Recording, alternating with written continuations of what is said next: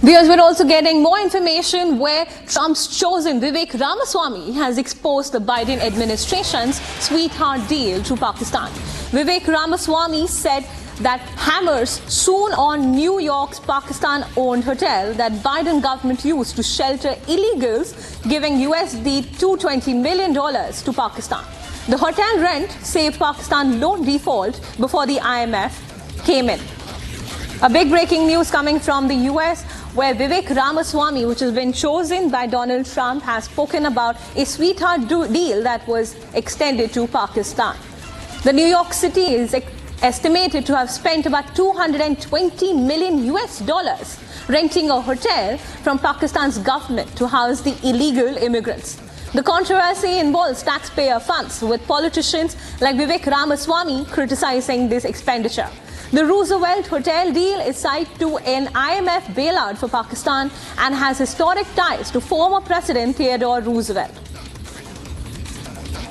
We're learning from our sources that New York City has committed $220 million to secure accommodations for illegal immigrants by renting the Roosevelt Hotel owned by the Pakistan International Airlines. The deal involves taxpayer money, which has sparked outrage from across quarters.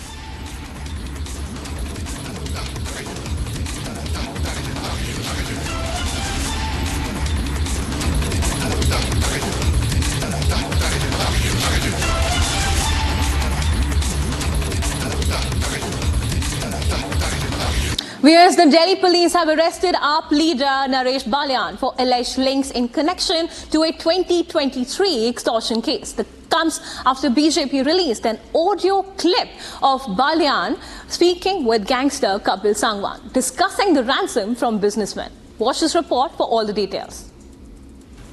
The Delhi police have arrested Aam Aadmi Party leader Naresh Balyan in connection with a year-old extortion case. The BJP alleged Balyan's connection with an abroad-based gangster, Kapil Sangwan alias Nandu. He was first detained by the crime branch unit of Delhi police for questioning and later got arrested.